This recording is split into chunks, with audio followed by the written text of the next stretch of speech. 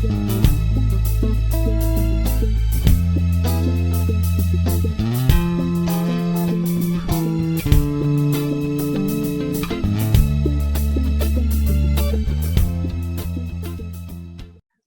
to Self Love. I am Dr. Rhonda, your host, and today my special guest is Leah Howard. Leah Howard is going to share her story about what led her from being a registered nurse, a supervisor, to a prison cell at Dayton Correctional Institution. She shares her story so the individuals can be alert and educated about this crippling disorder we're going to be talking about today. So I want you guys to sit back, listen, and get some notes here because this is very important. Leah also now is an outreach director at her church, Living Word, where she started a women's prison ministry and is currently opening a dream center for addiction. Leah was married for 27 years to a narcissist. She is the mother of 7 children. When she finally got the courage to leave, she was sent to prison for 4 years. Wow. See what I mean? You just never know. Sent to prison for 4 years. Her time away gave her time to heal and find herself with her Heavenly Father. Now, the reason I talk about this subject and it's so dear to me is because I was in a narcissistic relationship also, and working at the prison, I've seen so many toxic relationships. So I would like to educate women and men on this crippling disorder so they'll understand the signs and symptoms, how you get started in it, and how to get out. So today, we're going to ask Leah some questions, and Leah's going to be sharing her story, and I really appreciate you doing this, Leah. Oh, thank you. So, Leah, let's talk about trauma. Was there some trauma that happened in your childhood or happened when you were younger? Because most of the time, codependents and narcissists hook up together, and both of them have had trauma in their childhood. But tell us a little bit about yours. Well, I was raised in Missouri on a farm, and my mother was extremely doting on my father. She worshiped the ground he walked on. There was some pretty significant alcoholism in my family as well. So I personally witnessed domestic violence in my own home. And so I saw it. Of course, when I was young, I promised I would never serve a man like my mother did. And guess what I did? Exactly what I had saw being raised. That's what I did when I grew up. Yep, and that's usually what happens. We do follow our parents. It's a generational thing. Okay, can you think of any red flags that you saw in the beginning, Leah? Like things that alerted you afterwards, like, oh my God, I should have saw that.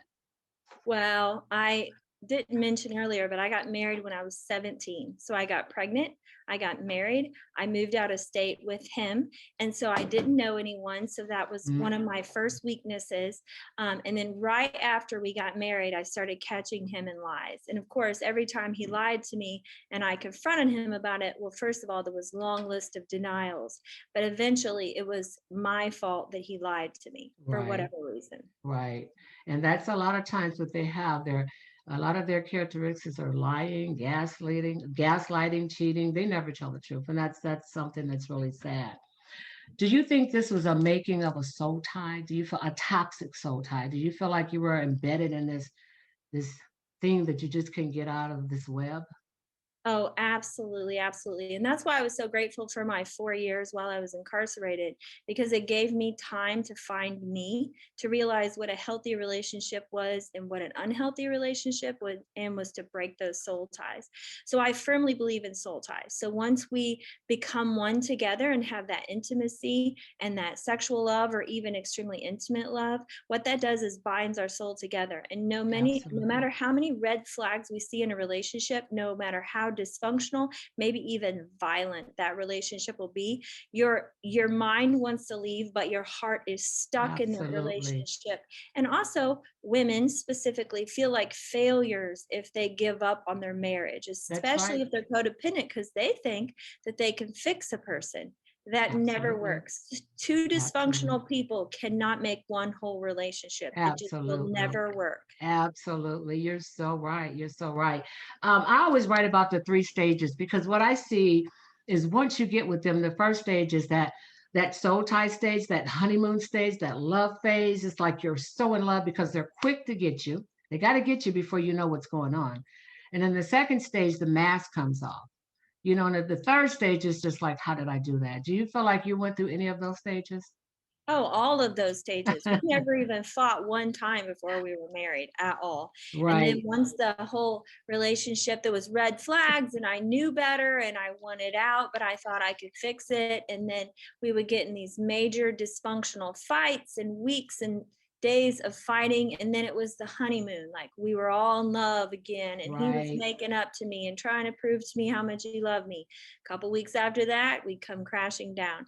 So when I say our marriage was an emotional roller coaster, it was. Yes, There was never any balance. There was right. never any peace. There was never any trust in the relationship. It was severe highs and severe lows and nothing Mhm. in between. Right, and you're right, and that's how most all of these relationships are. So tell me, did you feel like at first, but I just can't live without this man. I can't let him go. At first, are you kidding me? Most of my 21 years, I would go through stages where I felt like I could not live without him. Yes. He was my everything. And I personally equate that to idolatry. Like in my eyes, in some ways, he was even more important than Oh, God because I yes, thought I could not yes, live, yes. survive, go on without That's him. right. And That's I right. learned that I should never put someone in a place That's like right. That's right. And so many people feel like you do and don't know what to do. So you are so right. I'm glad you said that.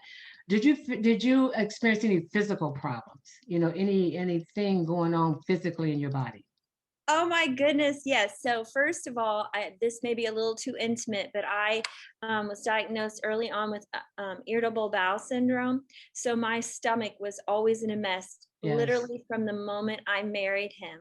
Severe Mm, stomach issues.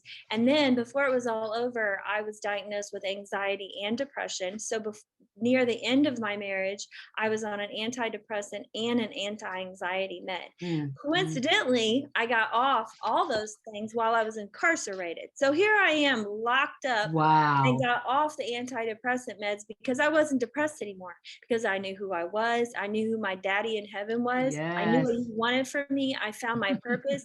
And most of all, I found my peace that no one Yes. is allowed to take from me ever Ooh. again. And that is deep. And that is so true. When you get with these narcissists, what people don't realize is that the thing inside of you, just like something's not right. So the anxiety and the poison and the toxicity just it gives you gastritis, it gives you heart disease, it gives you cancer. So you are so right. The next question I was going to ask you, what you said, incarceration. Um, how does this relationship lead you into this criminal activity to get incarcerated? Well, we went through 4.5 years of Christian marriage counseling, and the counselor Wow. told me that it doesn't matter if you're the richest, it doesn't matter if you're the most beautiful, the most successful woman in the world, it doesn't matter who you are. He is who he is, and he's never going to change. That's And that right. was an eye opener to me. And I thought, I have tried for 21 years to be everything that he wanted, that would make him whole, and nothing ever changed. So at that point I left. So I left and he became a stalker, and he stalked me for over a year. I got restraining orders and went through all the process.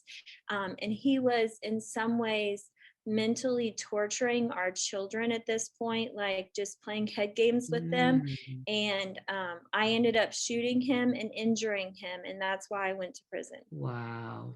And that's why so many people are afraid to leave now, because they're afraid of, well, he's still going to come after me. What is the police going to do? And so that's why even the police, everybody needs to be educated on this because this is really deeper than we think. It really is. Um, did you ever feel like that you didn't want to live sometimes? Did you feel like, I just want out of here because this is just too much to bear? Absolutely. I was suicidal off and on throughout our entire marriage. And of Mhm. course, when I ended up shooting him and injuring him, I also was extremely, extremely suicidal. And God really spoke to my heart and said, you can only do this one step at a time. And Right. so that's how I live every day. It's even hard for me to plan for anything because I'm like, nope, I'm living on my manna for today. I'm not going to get That's stressed out right. about tomorrow because all I have is today. And when we That's think right. about yesterday or we think about the future, that's where our anxiety comes from. That's It's right. not from the moment, it's from Right. the past and the future. So if we stay in this moment, I'm That's so right. grateful for my That's time right. that I I found like that. all of those techniques. And when you talk about staying in the moment, that's why it's so important to meditate. Meditation is good because it keeps you right there in the moment with yourself. So that is really, really good. I like that. So your breaking point was when he just wouldn't leave you alone. That was it. It was over. I'm done. I can't do this anymore. And that's what happens. So many women are locked up because of that. And Yep, and they don't even understand what happened and why, and it's so sad. It's sad because we really need to educate everybody about this so they can even understand it, where we don't have to go to prison and do this and ask for help and then finally say, look, it's me or him. So you that's were right. blessed and God is using you, that's for sure. Amen. Amen. So when you got out of prison, did you date anyone else? Was it always, okay, I'm done with this, I'm healed? Or do you feel like we attract that? I always know that brokenness attracts brokenness and wholeness attracts wholeness. So until we become whole, we're going to attract that brokenness. And another thing I know, Leah, is no, so many people don't want to be alone. You have to be alone at first, once you get out of these situations, to even understand who you are. But That's if right. the pathological loneliness of going through this and not doing that, a lot of people don't get through it. So you really have to understand that, which you do. So when you got out, did you meet another person with the same characteristics, different face, or no? Or how did that Well, go? I thought I had it all together and I thought I found my healing and wholeness, but the devil has no new games and he knows our weaknesses. And before I even exited that facility, he was waiting at the door for me. And I Ooh, started to be with a man just like my ex husband. I am not kidding. And my belly told me so. My yep. stomach was That turning. spirit I tell knew you. something was Yeah, wrong. I couldn't put my finger on it. And guess what? Ended up feeling completely suicidal again. yep. I got out in June. By December, I was completely suicidal again. So all it took was one person. And as soon as I got away from that person, I had to break that. I had to escape that situation.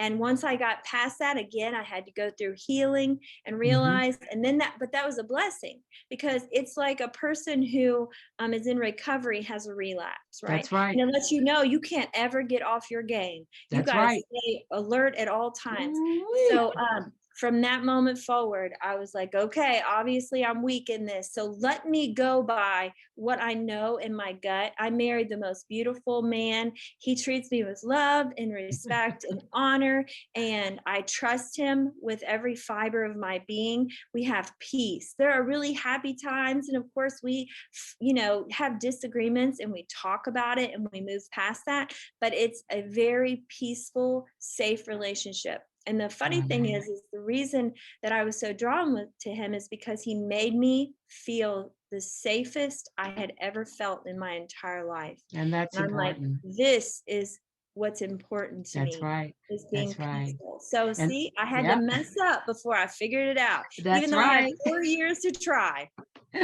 That's awesome. And that's good when you tell people the breaking point because people don't realize this codependency is something you have to make sure you watch out for at all times. It is an Amen. addiction. And if Yep, you don't, it will creep back in. So I'm so glad that you said that because that's why people date another and another and another, just not to be lonely, but a lot of people don't even know what it is because sometimes it's unconscious. that's So, right. Leah, thank you so, so, so much for sharing your story.